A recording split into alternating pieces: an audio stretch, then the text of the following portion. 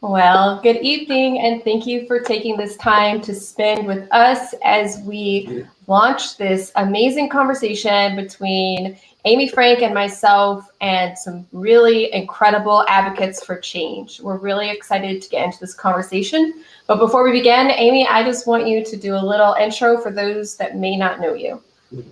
Hi, good evening. Thank you for joining us. Just like Carrie said from Freedom Sisters Media, we're so glad to partner with them. What a great online publication she has. I became a whistleblower in 2019, uncovering military sexual assault cover-ups and mishandlings.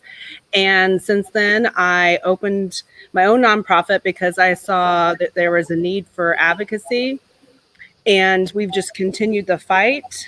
We advocate for victims of sexual abuse and Gold Star families who have lost their children for failures of command to protect them. And in this space of advocacy, I've realized that there are so many great groups out there, and we all have the same mission, and just wanted to use our platform to introduce some of our partners in this fight. And so if anyone out there doesn't particularly feel comfortable speaking to myself or somebody else, that they know that there is a multitude of advocacy groups fighting for the same cause, and that's really to fight against abuse of power.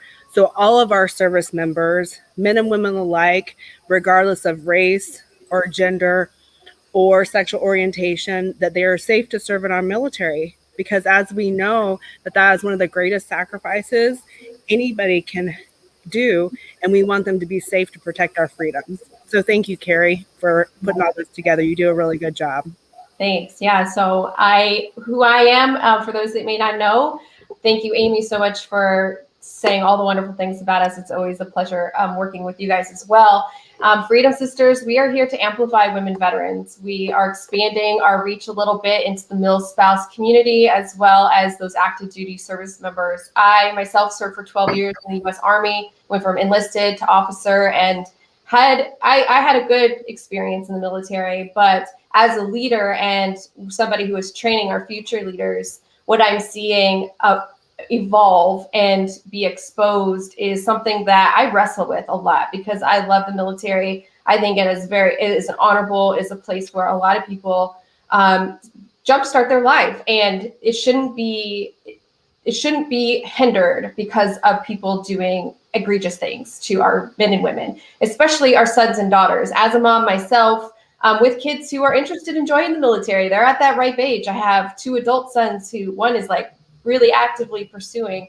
I want to ensure that when they step into that uniform, that they're safe, just like all of my brothers and sisters who serve. And so it's just time where there has to be this shift. And it's really you advocates that are in the fight day in and day out are really the advocates who are making the change for what is to what should be. And I'm just so honored to know all of you and to be able to amplify your voice and your mission to ensure that our service members are safe from the abuse of power, from predators, etc. And so you guys are doing the hard work, and it is just my pleasure to help advocate and amplify what you're doing as well. So thank you for all that you do. Thank you, Carrie. Yep. So tonight's event, we are talking to 4 different advocates, excuse me, words are hard today apparently, including Amy. So I don't want to eliminate Amy from the conversation because she has amazing things to say, and she's just going to enrich the other advocates who are on this call. And as the communications director for Never Alone, as a little side project, passive project of mine, we were discussing things amongst ourselves about how do we unify this front, because the military thinks that they're just working with Never Alone, that's a one-off. They're just working with Protect Our Defenders, it's a one-off. Combat sexual assault, and now Glass Soldiers. It's like we aren't just silos, we aren't islands alone, and we are wanting to have a more unified front because it matters. They have a unified voice. We want to have one too. And so this is what this is all about tonight, is to come together to celebrate what we're doing, to encourage the collaboration, and to really show up in the world like a unified front. We've got this. We're in this battle together. You are not alone. And so that's what tonight's really all about. Of course, you guys can always reach out to Never Alone at neveraloneadvocacy.org. And we will also be sharing all of the websites for our advocates for change as we continue this conversation. So without further ado, would you like to jump into these chats? Absolutely. I just want to do one little shout out because at the beginning of my advocacy career, since 2014, I will say one of the key individuals at Protect Our Defenders has mentored me, probably to the angst of the military. But I just really do want to say thank you to Don Christensen for always being there to answer the phone and mentoring me through this very difficult fight. So I want to make sure that that was well known. Awesome. Well, we are going to introduce our very first honoree tonight, and that is Ms. Lindsay Knapp from Combat Sexual Assault. So let's get her on the screen and ask her the hard questions. Hi, Lindsay. Hello, beautiful ladies. Hi, Lindsay. Oh my gosh. I'm so excited to sit down and talk with you again. I love it. So I'm going to give a little shout out to Lindsay because she's actually going to be in the magazine next month for a plethora of reasons, but she's our nonprofit leader that we are highlighting in the September issue of the Freedom Sisters magazine. So Lindsay, I feel like we've been talking a whole lot this month, but could you introduce yourself for our audience tonight, please? Sure. My name is Lindsay Knapp. I am the executive director of Combat Sexual Assault, a nonprofit organization that helps service members and veterans overcome barriers to obtaining justice after a sexual assault in the military. Awesome. So we're going to ask each of you this question. So I want you to start the night off right with, what event ushered you into this world of advocacy full time? So I've been in this arena for about the last 20 years, but what got me into this nonprofit space was essentially I've been helping survivors of sexual violence at the collegiate level, and then while I was on active duty, and then as a federal civilian employee. But then what I found is that nearly all of my clients were experiencing retaliation in some way. And I kept running it up the flagpole to say like, oh, because my thought was that we could fix the problem from within, and that if we reported it to the right people, then they would intervene on behalf of the client. But what I kept finding is that just wasn't the case. They would say things to me like, Lindsay, that's not how we do things here. You just don't really understand. All the while I'm going to law school at night while I'm providing these services. I become an attorney. And then essentially it's just enough is enough. So I ended up reporting that Special Operations Command was essentially sweeping all kinds of sexual assaults under the rug. And after I reported that to the commanding general, they placed me on administrative leave and they eventually terminated me. They had had enough. And that was their last straw, which was actually just my first step. Because then we started Combat Sexual Assault. So now I just have taken the badassery to the next level. And now I'm still representing those same clients that I was while in service, but now I can do it on my own as a nonprofit, not having, the military sign my paychecks. And I can really be a more aggressive and effective advocate on their behalf. Oh, that's awesome. That's one of the things on the other side as a public affairs officer is I no longer I'm not a special staff to the commander anymore. I am my own entity. So it's really amazing what you can do and how you can push the envelope when you don't have that control or command over you. So I think what you're doing is really amazing. Can you tell us specifically what services your organization provides survivors? Definitely. We do a couple different things. So some of our clients were actually kicked out of the military for reporting. So like they'll report to CID, OSI, and then they'll get accused of making a false statement. And then maybe they'll get a bad conduct discharge. And then that leaves them with no veterans benefits. So what we'll do is we'll petition the Board of Corrections for military records to upgrade their discharge. And then from there, we're going to help them get veterans benefits. But then for our folks who are still serving, we're going to provide aggressive advocacy on their behalf and maybe help them file a complaint with the IG. Maybe we're reaching out to congressional leaders. Maybe we're reaching out to the media. We're going to kind of build a plan that works for that client.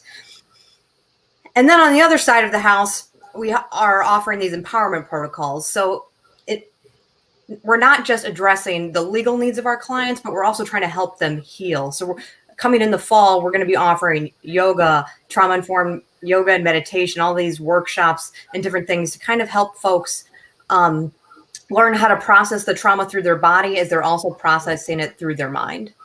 Awesome. Awesome. Well, we're going to bring you back up here shortly. We're getting ready to talk to our second advocate and Amy's mentor. But for all of you who are watching, if you hear something tonight and you want to ask a question, we do offer a Q&A at the end. So hold your questions or put them in the chat and we will get to those at the end. So Lindsay, thank you for now. We'll bring you back here shortly. Thanks, Lindsay. Hi, good evening, Don. How are you? I'm doing great, Amy. Thank you for your kind words. It's been great. You're welcome. I know that I can be a pain. Well, your dad's the challenge. Well, so I think that I am to the military what my father is to you. Yeah. So you can understand their pain. And I love your dad. I know my dad's great. He just he's a pit bull, and you can't break his jaw. He won't let go. Yeah. Carrie's met him. Love my dad. He's, I think that I'm the son he never had. I was the one that played sports and stuff. So I've got like that same drive as he did. So, as a Mustang, I'm a Mustang's daughter. So there you go. But Don, tell us about yourself and about Protect Our Defenders. Well, I'm a retired Air Force officer. I served 23 and a half years as a judge advocate general, as military lawyer. All of that in the Air Force. I focused almost exclusively on military justice. That's why I went to law school, was to do litigation, criminal litigation.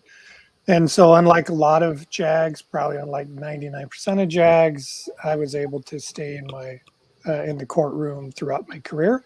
Served as a defense counsel twice, prosecutor multiple times. I was chief prosecutor in Europe, what we call it chief circuit trial counsel. I was a military judge, and the last 4 years, I was the chief prosecutor for the Air Force. Protect Our Defenders is a nonprofit organization founded to advocate for survivors of military sexual assault and sexual harassment. In 2017, we also started working on racial discrimination. We work in a number of ways to do that. I think you're going to ask about that in a minute, but it really, what we're trying to do is get the military to a better place, because like Carrie, I love the military. I'm 7th generation or 6th generation military. And my dad was career Air Force, my grandfather's career Air Force. So, I want to get the military to a better place. Yeah, and I'm the same way too. My dad's the one was like, oh, the military is doing great things to reform sexual assault. You should go join the fight. And so that's why I applied for the job. But tell us what the turning point from prosecutor to advocate, what that turning point was for you. Well, without going into too much of the background, because I had stayed in military justice for a long time, unlike the average JAG who does it briefly at the start of their career, I had seen the issues, especially the issues focused around the fact that commanders controlled the military justice system rather than prosecutors. But it all came to a head in 2012. I had prosecuted a senior fighter pilot at Aviano Air Base in Italy. He was very popular. His wing commander was on board, but everybody else in the chain of command was trying to support him. But despite multiple efforts to obstruct justice, we were able to get a conviction. He was sentenced to confinement. He was dismissed, which is equivalent of a dishonorable discharge, dismissed from the services, from the Air Force. And then 4 months later, the convening authority, the general that oversaw the court martial, threw out the conviction because he was, quote, a good family man and a colonel select. And it was incongruent to him that he would commit sex offense. Well, for those of us know sex offenders, that's BS. But it kind of was like the last straw for me, really seeing the Air Force in particular rally around this general. in his absurd decision overturning this conviction with zero disregard for the victim. No one ever reached out to her to see how she was doing. General didn't even have the guts to call her and tell her he was doing it. She found out, basically through the media. And it just was like, okay, this process is broken. It needs to be fixed. I'm never going to be able to do it from the inside. And I was able to kind of protect our defenders and start working on it. Well, we're glad to have you in the fight. And like you said earlier on our pre-call, we do need more men in this fight. And I do believe that, 99% of the men on earth are like yourself and my father, and we welcome them to join the fight. Absolutely. Absolutely. Well, we're going to say goodbye to you for just a little bit so we can introduce our third advocate of change as our honoree tonight, and we'll get you back up here shortly. Thank you so much, Dawn. All right, so I am really excited to introduce Dr. Deandra Poe. Her and I are recent connections, and I just think the work that she is about to do and what she's already doing is pretty incredible. And so thank you so much for joining us, one, on short notice, and two, for just the amazing work that you have been doing and will continue to do. Will you introduce yourself for our audience tonight? Sure. Good evening, everyone. Thank you. First, it's an honor that you asked me and to be in such good company. I also have a small history with Mr. or Colonel Christensen, Don Christensen, as he was the first person I reached out to when I began my doctorate, like the very first person. So he's kind of been like a foundation of go get 'em kind of attitude for me. So he was kind of pivotal in my early research in this work. But yes, I am the newly officially minted Dr. Deandra Poe. I am the founder of Glass Soldier, and I started this organization we officially became a 501c last year. So I think I'm the baby of the bunch. In that, I think we're probably competing babies. That's the name of my organization and who I am. Awesome. So what particular event occurred that said to you, I need to do something about this, and began to be an advocate full time? Sure. So I joined the military at a later age. I was 31 when I came into the military. And for me, what changed was the fact that not even 90 days into my very first duty assignment, I was assaulted by another officer. What transpired over the next couple of years is pretty much what we've all been reading about, hearing about, and what the statistics tell us: the retaliation, the fear of coming forward, the not being believed, and everything else. So the pivotal moment for me was at my own trial, when I had 3 young soldiers come up to me and tell me they had never seen an officer come forward. And in that particular moment, I had never felt so incredibly empowered and alone at the same time. And that pretty much was my moment of, there's got to be a different way to do this. I cannot be the only person. For sure. For sure. And so what services does Glass Soldiers provide survivors? So what we are working on for our organization is kind of light case management in terms of survivors. Our model is ACT, accountability, collaboration, and transparency. And what that means for us when someone reach out to us is to provide them the resources, organizations like Never Alone and Protect Our Defenders that have the resources available. But what Glass Soldier is more focused on is solution-oriented and human-centered. So we are looking to the solution to ending sexual assault and trying to figure out what that means in terms of evidence-based practices and technology, and combining that together. So as far as survivors go, that's kind of what we're doing, light case management. And later on, we want to add more things. We want to be able to be the resource and be the go-to person. That's awesome. And I recently discovered that you have a podcast, so duty bound. So I'll be catching up on that. That was pretty cool to kind of uncover as I was learning more about your organization. But the other thing too that you said to me was like this evidence-based.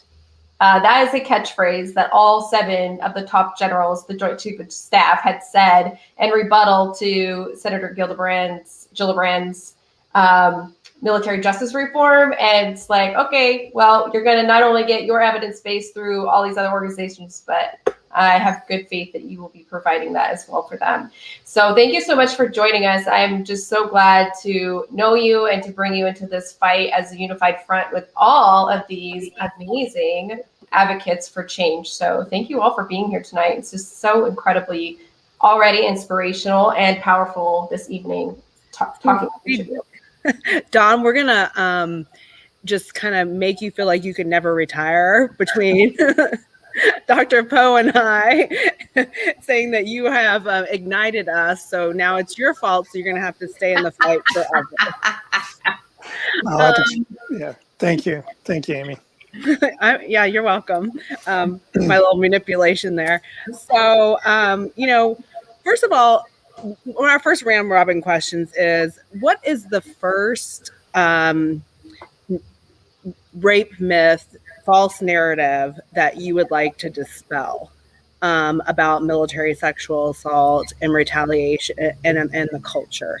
So floor is open. Whoever would like to take that first. I'll go first, if that's all right. Yeah. Well, it's a myth that's perpetuated by military leadership, is that they believe. They don't believe. And there is a massive culture of disbelief within the military when a man or woman comes forward with sexual assault or sexual harassment.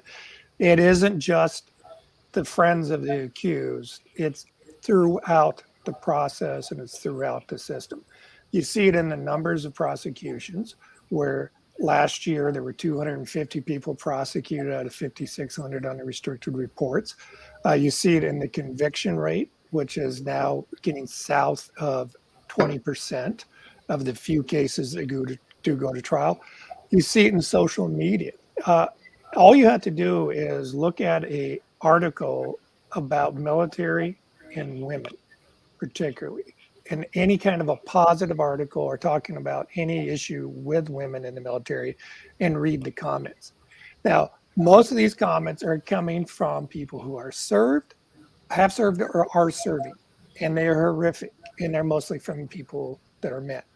And it tells you without a doubt that we not only have a legal challenge of making sure the right people are making prosecution decisions, but we have a cultural challenge that in those cases we do get to trial, that the jury pool, if you will, isn't going to be poisoned by this culture of disbelief, that the judges and the defense counsel and the prosecutors also aren't poisoned by this culture of disbelief.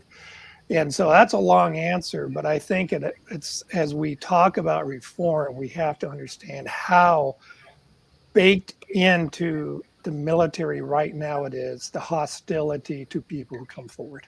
Well, I would absolutely agree with you. And I think that one of the things that we saw just recently happen during the Christian Alvarado trial, which was a deceased soldier that we advocated for, which was Asia Graham, that in the middle of his trial for multiple rapes, multiple people, multiple women, not just Asia, that they released that Asia died from an illicit drug overdose.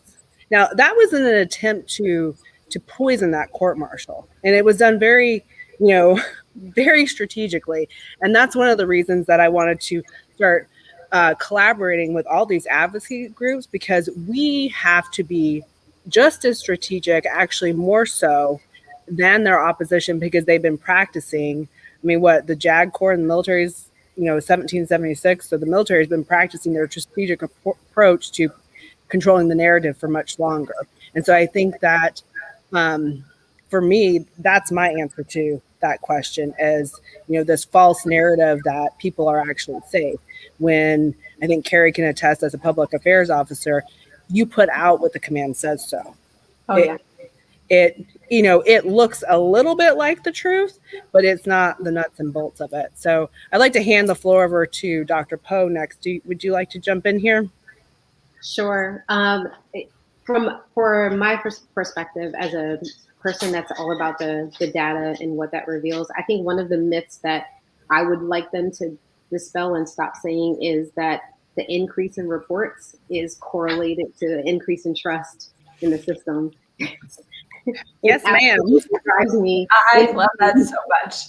That they continue to push this narrative. And I've been in a couple of meetings with general officers who continue to say the same thing. And then on the other side, because sweet and sour love to flow from their lips, that they're surprised and shocked to hear that their staff says that things have happened to them and they didn't, come forward because they didn't trust that anything would happen. And it just blows my mind that, like I said, out of both sides of their mouth, they can say, oh, I think this increase in reports or it's an increase in trust. And then when their staff comes forward, they're like, I had no idea. You didn't want to know. But yet just recently in the article, they said, oh, we started doing SHARP and SAPR training differently in the Army. And so we've had a 76% decrease in reporting. That's problematic. And, right, Lindsay? Yeah. And I think if they're going to look at the evidence, their own evidence shows that there has been a sharp increase in retaliation. So every time they do a study, that the retaliation number just keeps going up and up and up. And so if people were comfortable reporting and they were happy to be reporting, and that was a good number, that reporting number was going up, then we would be seeing a sharp decline in folks that are reporting retaliation. But we are not seeing that. We're seeing that on the uptick. And so I love that the title of this is We Believe You, right? Because if we just believed the survivors, you can believe the survivors when they come forward without, bunking the military justice process. And so like when I'm training law enforcement and folks and they're doing intakes with survivors who are telling their stories, just believe them. You still need evidence to prosecute these crimes. And there are a lot of sometimes there's just not enough evidence to prosecute. And that just happens sometimes. And that doesn't mean the detective didn't believe that survivor or that the sexual assault didn't occur, but sometimes there's just not enough evidence. So you can be a good military commander, you can be a good law enforcement agent and still believe the person. And then as we're kind of going into additional myths, believe them if they're a man as well. A male can be sexually assaulted. A male can be sexually assaulted by another female, right? That male can be sexually assaulted by a person of trust. That male can be sexually assaulted by their supervisor, by a chaplain, by somebody who is going to protect them, who they thought they could trust. And as we're seeing, I just don't want to leave out our poor men, because 1 in every 6 men have experienced sexual violence, in addition to 1 in every 4 women. And we've got far more men in the service than we do women. So statistically, we've got more male survivors. And we're talking about the females because the females are the ones who got the courage to come forward. And our men are seeing how the females are being treated, and they're like, forget it, I'm not. Why? What is my incentive to come forward? And I think that male survivor piece is very important. And that is a rape myth that we need to dispel, that not all predators of sexual violence males that prey on other males, they're not necessarily homosexual, right? A lot of times, they're heterosexual and they're married to females. And I see Dr. Poe wants to jump in here. Yeah, I was just going to say that in my study, there was a study that I did in one of my papers that talked about male assault. And what they were saying was in terms of reporting, prior to hazing, most men don't consider hazing a sexual assault, even if it was sexual in nature. So that's another reason why there's underreporting when it comes to male sexual assault, because they have this idea that hazing is not considered sexual assault. Even if the hazing is sexual in nature, they won't come forward and say it. So I think that the underreporting probably is a lot higher than it should be, just based on that one thing. Knowing that there's hazing that goes on in certain units and in certain situations when they're deployed, but they're never going to come forward, or they'll report it as hazing, even though it's an assault. That's a good point. I just want to say a couple of things to things that you all have said. The We Believe You is most times in this space when people are coming to Never Alone or the Pink Berets, and because I'm working with them right now too, that's the first time a survivor has heard that they believe them, coming to advocates like you. So I just want to thank you guys from the bottom of my heart, to finally believe and make them feel like there is truth in what they experience. And so I think that is the foundational difference between what the military is doing and what you guys are doing collectively. So thank you. Just want to applaud you all for believing those individuals when they come forward. The other thing too, because I work hand in hand, I talk to Corporal Teu almost every day, and her case is egregious, and we might talk about that a little bit more later. But her command versus the civilian authorities that showed up, the civilian authorities saw she needed help, and the command was just worried about punishing her. So I'm curious as to why that is. But it was something that Lindsay said, like the command looks at them differently than a civilian, or we look at them, we believe them. But like the civilian authorities believed Corporal Teu. They showed up and they wanted to help her, where her command showed up and they didn't. They wanted to punish her. So, and the other thing that I will say to the hazing thing, that's actually something that has never entered my mind before, about hazing can be sexual in nature. So when we're seeing these hazing things at the academies, it makes me now wonder, are these all sexual in nature, or majority of them sexual in nature? And then the other side of rape is that not all rape is violent. Not all sexual assaults are violent. And so if you're wrestling with that too as a survivor, I would just encourage you to sit down and talk to somebody like one of our folks on the panel to see if what you experienced was in fact what you believe that it was, and maybe get yourself a little more educated, because it's not all violent as well. So I have a question to piggyback off of that. Do you guys think that the military's mission of lethality, without a proper outlet for war, there's not an active war going on, has turned the military into this breeding ground for aggressors that have no cause, that have nothing to outlet it to? I would just I'll start.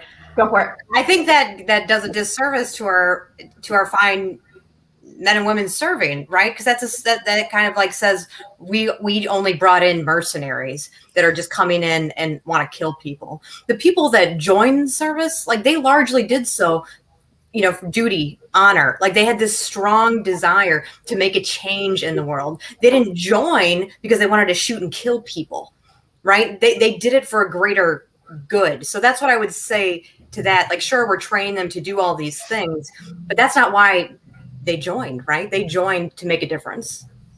How about you, Don? Well, I think there is a problem with hypermasculinity. I think it really comes down to what does leadership value and how do they articulate that to the force.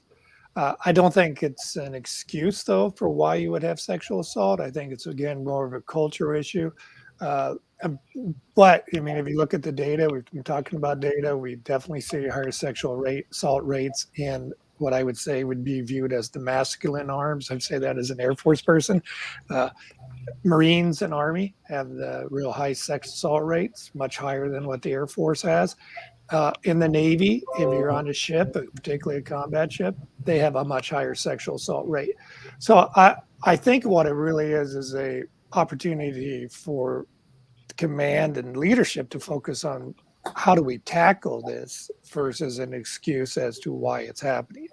But I mean, once we know where these sex assaults are occurring, and we can distinguish those from the other services or the other combat or the other arms or AFSCs or MOSs, what is it? There's got to be some reason we're seeing that. I think it's interesting that you bring up hyper masculinity, because this is a case that we're not sure if there was any sexual based hazing or not. But we work for the family, Patrick and Terry Caserta, and their son Brandon washed out of a very high speed Navy swim team program. He got pneumonia and had some medical difficulties. And because of that, he was kind of put in this category of useless, right? And his torment, torture, and just how they, broke him down and took away who he was and made him less of a person, to the point where he had actually begged the command for help. And he was so desperate to show how horrific that command was to him that he jumped into the tail rotor blade of a helicopter. Now, when we're looking at cultures that are allowing that type of bullying and hazing, intimidation and retaliation, that a young man writes the suicide note to say, "Mom, make my death mean something, show the world what they did to me," like that, I mean, if you have never seen an artistic display of this is the biggest bullshit that I've ever encountered in my life, I don't know what it is, you know? My husband's a helicopter pilot, and he's like, you have to try to do that. Yeah, I mean, you know, so I think when we talk about this retaliation and the intimidation and the culture and the bullying, and I agree with Lindsay, like the majority of our service members join the military to serve because they believe in it, you know, and that's what I think that's really our problem set, right? Because I love America. We all love America. We all love the services, like duty, honor. We grew up like saying the Pledge of Allegiance. We don't want to disparage our military. But the fact is, there's a culture that's being bred that is allowing predators to navigate in our services and offend people over and over again because we're overlooking this culture. Sorry. No, No, I love it. I think you're right. And I think we also have to take a look at, you know, where we are in terms of time, and remember where we were. Not that this problem had ever, you know, not been an issue, but our training hasn't really evolved too much since like post-Vietnam. We're still like training soldiers in the same way that we have through several different wars, even though we're fighting wars very differently. And again, that's not to say that we're not still losing men and women in Afghanistan and Iraq to, you know, small arms fire or rockets or things like that. But how we're training them is still very similar to how we were before in terms of that toxic masculinity. And then we also have to look at what happened after 9/11, this uptick in everyone with this patriotism, the wanting to serve, and what the military did to allow certain people to come in. So there was a lot of open door right after 9/11. There was waivers for people with violent assaults and drug use and drug dealing. Exactly. I mean, Ice-T will tell you he got a waiver. I haven't heard that one. He's like, I'm reformed now, but let me tell you what I did when I was in the military and the waiver they gave me. I mean, he has a whole story about it. I love Ice-T, like Mariska Hargitay, SVU. I love him, but I just was like, Ice-T too got a waiver. Right. I can only imagine, but I haven't heard that story. So now like, me and my boys were running some. But I think there's something to say. I think there's something to say about that data too, and looking at, you know, these what happened after post 9/11 and the. I'm sorry. It's okay. Sorry, I had no idea that my phone was going. My computer started ringing. But yeah, you know, who came in after 9/11 and what that looks like in terms of promotions. What those people that got those waivers, where are they now? You know, we're talking about almost 20 years later. Where would those people be in that did have violent backgrounds? What positions would they be in right now? Leadership positions. Well, I mean, I think that's interesting for you to bring that up. I was talking to a journalist by the name of Jack Murphy, and he writes for Connecting Vets. And I believe it was 2018, he wrote a story titled Dick Pick 6. And so it was a Fulberg colonel that was named that by his own unit. He was SF guy, and it kind of quietly went away, right? Because they all made it about the secretary that had been having all kinds of sexual shenanigans with everybody. But guess where that gentleman is today? He is the garrison commander for Joint Base Meyer-Henderson Hall, which means he is the UCMJ authority over the Pentagon. So when we talk about sexual assault and sexual harassment and misconduct at the Pentagon, you got Dick Pick 6 deciding whether it goes to court martial or not. I still have that article saved under my favorites. Very familiar with it. And it kind of goes along with what Don was talking about, how they talk about women in articles. They've made that story all about what the secretary had did. All about what she did. Yep. I mean, isn't that a little concerning for like the average American person who might be hearing this for the first time? Because now we have this guy who's got this horrendous call sign, right? Who is in charge of that level of responsibility and care for soldiers and service members across the board. But so like, what about in reference to reform and the IRC review, right? What elements were you guys most excited to see, and how did you guys help in the IRC process? What hope is there when we have situations like that going on? So if you broke up a little bit, Carrie. So you asking what was most exciting thing about the IRC recommendations? Yeah, what were you most excited to see in that report and the changes that they want to implement? And then how did you help in the IRC process? Yeah, well, I'll do the last part first. I did have an opportunity to talk with ARC for several hours on the accountability side. Did provide them my input through a number of written documents, a number of emails with them about where I thought we should go. What I was most excited about was the first time ever that the Defense or Department of Defense panel acknowledged that commanders aren't qualified to be making these decisions. It's not an anti-commander position; it's a reality position. We have some really crappy commanders. We have a lot of great commanders. I like to think most of them are in the great side, but I don't care how good of a commander you are, you do not have the experience to be making decisions in complex cases. You don't understand the rules of evidence. You don't understand trauma. The average commanders never talk to a survivor in their life. That's just the reality. Yet they're judging a case and victim blaming based on stereotypes and making decisions based on a journalist JAG telling them what they should do. And that journalist JAG lasted a case when George Bush was in his first administration. So it's good to see that. And if I could just hop on one last thing on that, why is this good to see this? There was an article from Nancy Montgomery, who's a Stars and Stripes reporter yesterday, great reporter. And she was talking to a civilian defense counsel who represents senior officers. And this is from her article. One of this guy's clients recently returned from an Iraq deployment with an alcohol problem and sexually assaulted several women, including a major at a party. Quote, he just fell off the rails, basically groping everyone around. This is from his attorney. He went on to say officials weren't even considering a court martial. That's what's wrong. The guy's attorney is admitting that he's groping and sexually assaulting women they're not. So that's why I'm excited. Well, look, I mean, it's not a perfect process. No system's gonna be perfect, but it's gonna be a better process. Well, we just have to keep moving forward. And I think that's right. Like, if you get a DUI and kill a family, nobody cares if you were deployed or not. Like, you're making a conscious decision to get in a vehicle and do something, you're committing a crime. So, Lindsay, I'd like to ask you this.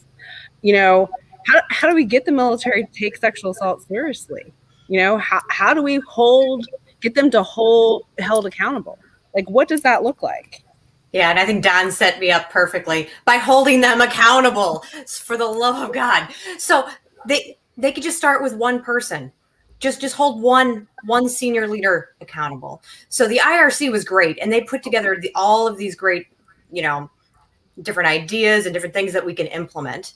But the military could implement holding people accountable today. Today.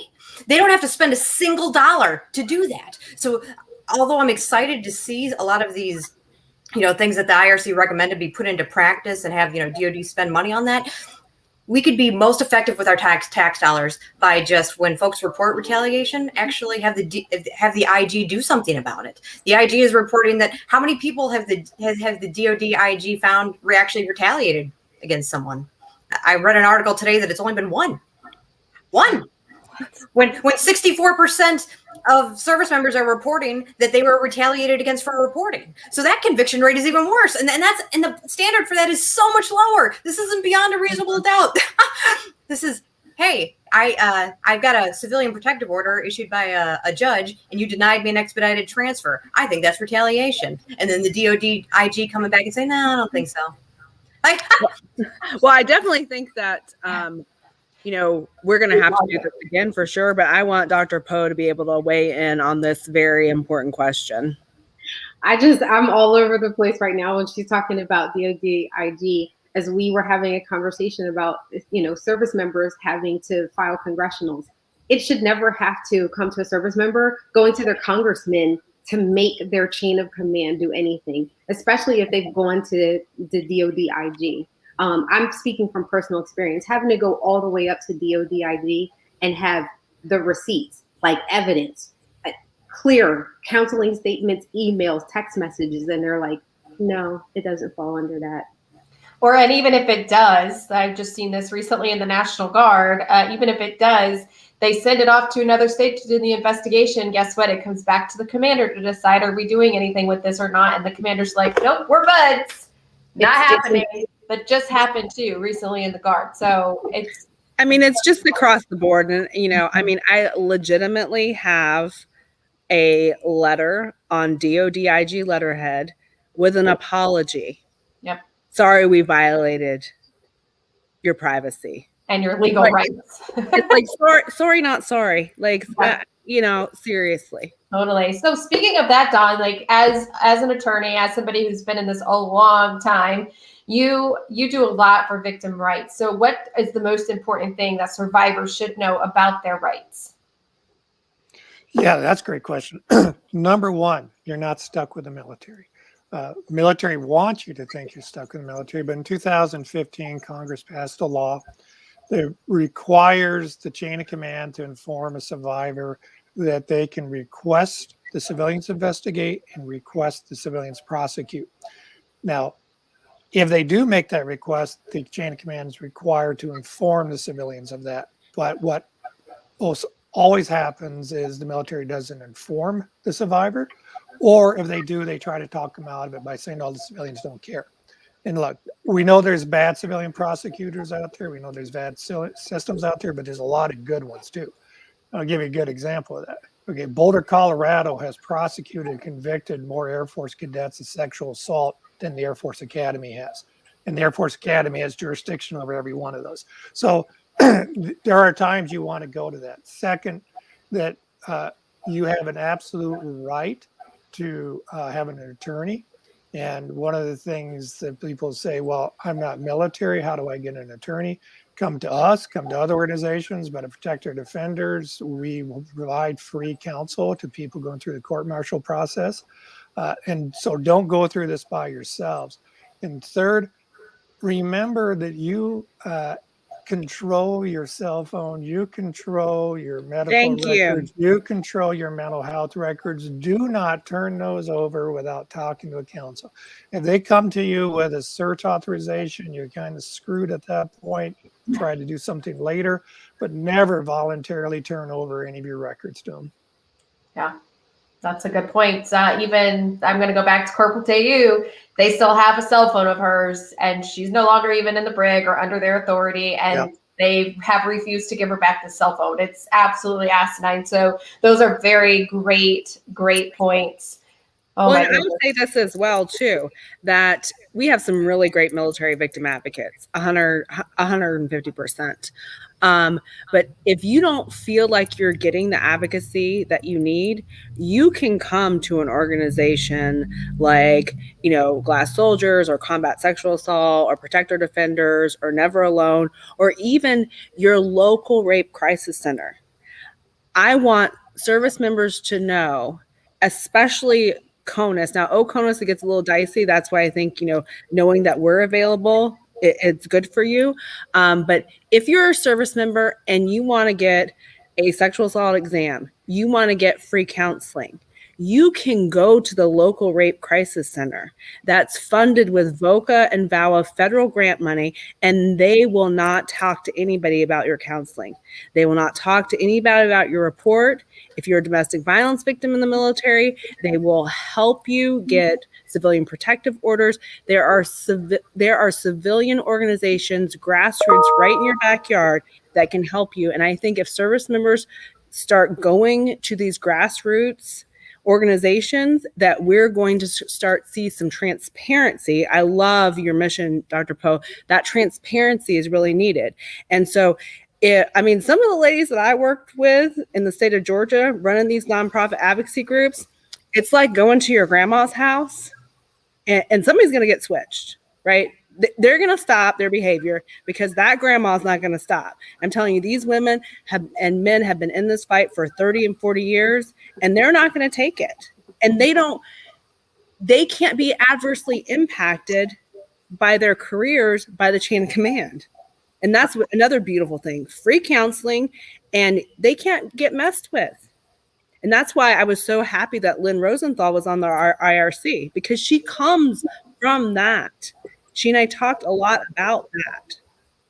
Yeah, those are also so great points. I think we're going to go over just a little bit on time, because I'm telling you, this chat is hot. The questions are phenomenal. And while we're getting ready to post those questions and get to them, Dr. Poe, do you mind just telling us what Glass Soldiers is doing in the pioneering efforts for the data-driven and in that arena, why I'm getting ready to pop up some of these questions?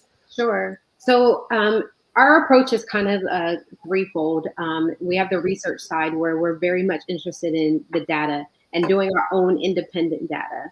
And what that means for us is, getting down to the nitty gritty of what that data looks like, not just the increase in reports means an increase in trust, but really understanding what service members need. So our philosophy is design justice. We cannot design anything without taking into consideration the people that we're designing for. So our research really wants to be centered around the service members. What does reporting look like for them? What are they interested in? And the other side of that is the technology. I fully believe that technology, while we're not advocating for total dependence on it, I do believe that technology has the ability to help us with some useful applications that can reveal things, algorithms that can show us where people are being assaulted, who is being assaulted, not just women, but also our vulnerable populations like the LGBTQ. Does sexual assault follow a certain chain of command? Kind of like what Don brought up earlier. Is it in combat related units, or is it just is it happening in the HR more than it's happening in a tanker unit or something like that? So we would love to use technology to be able to reveal to us where we need to focus our efforts on. What evidence-based practices can we plus up in that area? Not just bystander intervention training or having them sit in front of a computer and click on a couple of scenarios, things like that. As a person who's been through sharp training, I can't tell you there's nothing more frustrating than to go into this training and have a service member who's not qualified in any kind of trauma-informed care or therapeutic background toss candy at me for getting an answer right about something that they learned 2 weeks ago. It's absolutely insane to me. So offensive.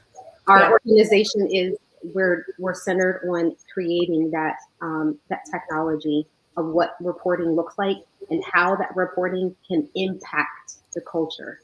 Not just, soldiers coming forward again saying that, increase in reporting means, an increase in trust, but an increase in reporting also means that the retaliation is going down. Increase in reporting means increases in unrestricted reporting and less restrictive reporting, because the fear coming forward is now eliminated. It's good. It's good. Thank you for answering that. So we're going to jump off with this one. There was a few in the chats that had asked this and leveled this up, like good question. And so we have a few women who are curious that are on this call with us tonight that are curious about the I Am Vanessa Guillen bill combined with Gillibrand's bill. Does it help the bill gain momentum, or will it suffocate it? And whoever wants to take that question. Well, so it depends what we mean by I Am Vanessa Guillen bill now. So Rep. Spears' I Am Vanessa Guillen bill went farther in some ways than Gillibrand's bill. In other ways, it didn't go as far. So it is going to, I believe, help the overall who makes the prosecution decision pass.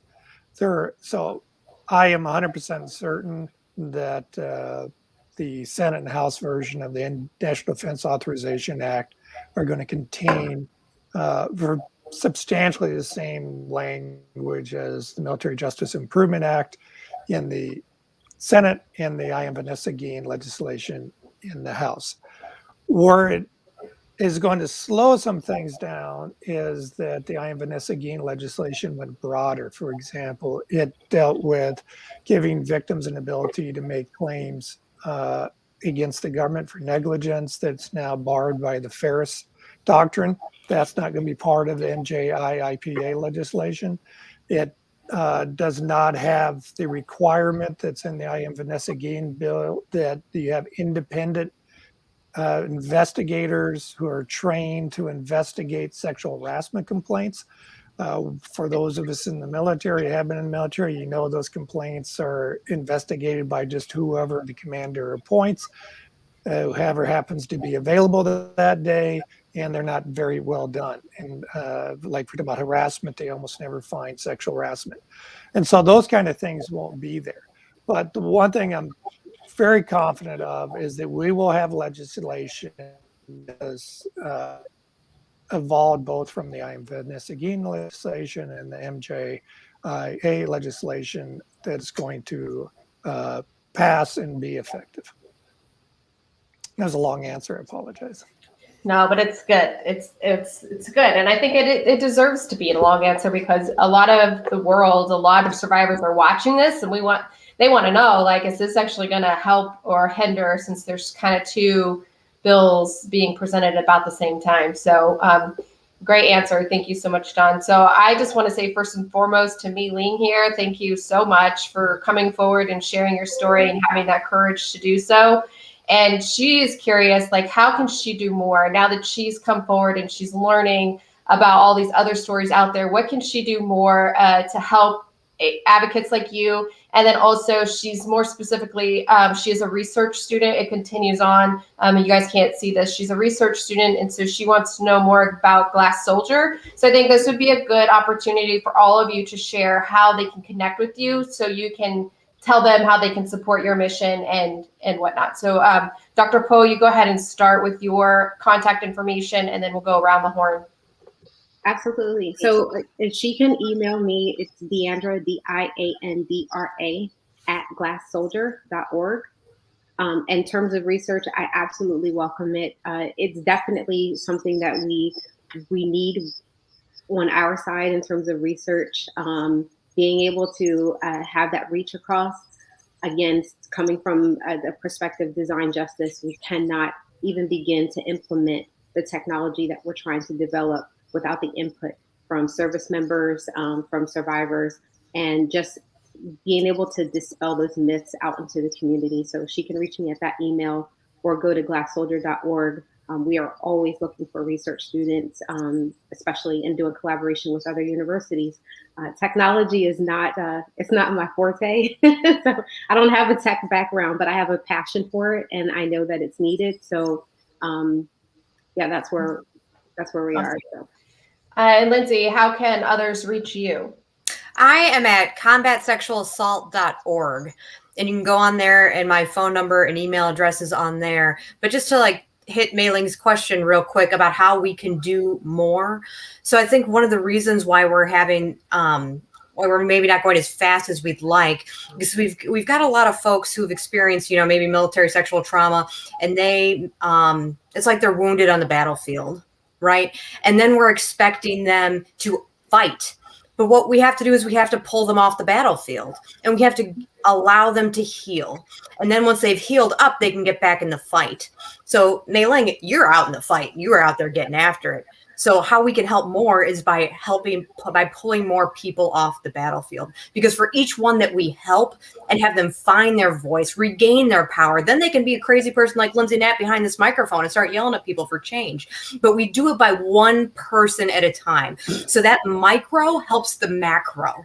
And as each person matters. And as we help each person, we're going to be able to make a huge change. And so, Mei-Ling, you can reach out to me as you always do. And we've got a peer-to-peer support network. I pair up service members and veterans who have already been through this process to somebody who may just be beginning this process, so they can be that coach and mentor. But that's how we do it. We do it by helping literally one person at a time. Awesome. Great answer. Thank you, Lindsay. And Don, how can folks reach out to you and get involved with your organization? You can just go to our website, protectourdefenders.com. Okay. You just go to website, protectourdefenders.com, and it's got all the information on how to get to us. So I'd had nothing to do with the development of it, but it's a great website. And, what can people do, or what should they be doing? I agree with everything Lindsay just said. It's all about where are you in the process. Don't suffer alone. Remember, there's people out there, and when you're ready to reach out. And then understand that the reason we're on the precipice right now of major reform is because people like ourselves and you have been fighting it. But what can't be lost in this is the power of media. And the media has been at our side since the least tail hook. And they've kept this pressure on. And what really drives that, unfortunately, are the Vanessa Guillen stories or the Asia Graham stories. They're always tragedy, and sometimes it's an ultimate tragedy. But when those stories get elevated, it is what drives change. And I know without a doubt, if Vanessa Guillen had not been murdered, we would not be where we are right now. And it is horrible to say that, but her family amplifying what happened to her got us to where we are today. Oh, I completely agree with you. Agree. I see in the chat a lot of questions about family advocacy program and domestic violence. And I know that SAPR SHARP is completely separated in the services from intimate partner violence. I will tell you, like at Never Alone, we are taking a lot of cases for domestic violence survivors, whether it's just physical abuse or sexual abuse, coupled with physical abuse. But I will tell you, just to kind of springboard off what Don said about the media is starting to see the connection between military sexual trauma and domestic abuse, and how that those two crimes are being kind of suppressed, and that people are suffering exponentially. And so I will say there are a lot of individuals that are reaching out to me from major news outlets, investigative producers, wanting to highlight how domestic violence is mishandled in the military just due to the process alone, not even given the lack of understanding, but the process is not there to support survivors. And that's why I also, if you're in the military and you're a victim of domestic violence, those same right crisis and domestic violence centers, they have safe houses, and they will help you. Yeah, for sure. There are a lot of questions, and I'm trying to pick ones that we haven't addressed in other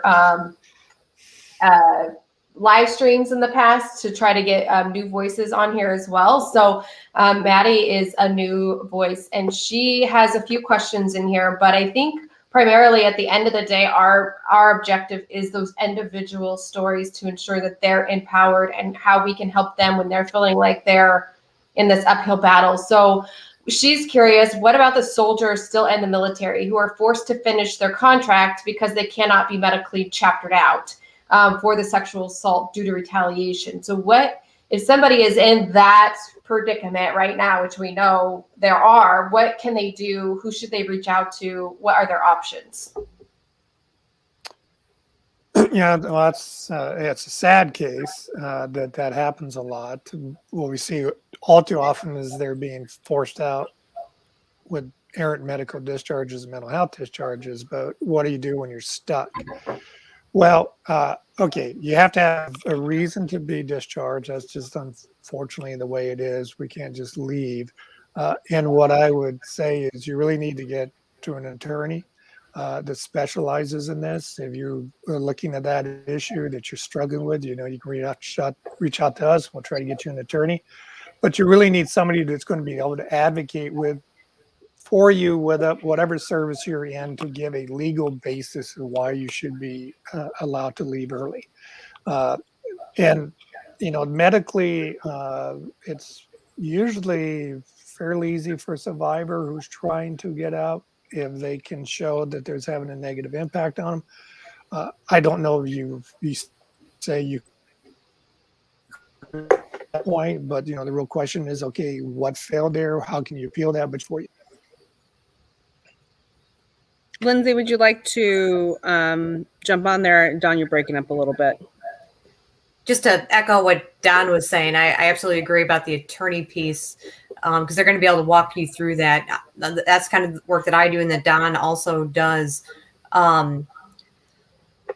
but there's some nuts and bolts there that I guess we're just kind of unaware of, and we may be able to loop in other tools in our kit bag, people we may know, or congressional leaders who also may be able to advocate on your behalf. But I appreciate the circumstance that you're in, Maddie, or you or a loved one is in. It's really challenging. Well, yeah, absolutely. And I think, that's what we at Never Alone do as well. We do that direct client service advocacy, and then we do that referral to services and, get them in touch with appropriate attorney resources, journalists, if that's appropriate, and the client wants that, and just continue to advocate for them.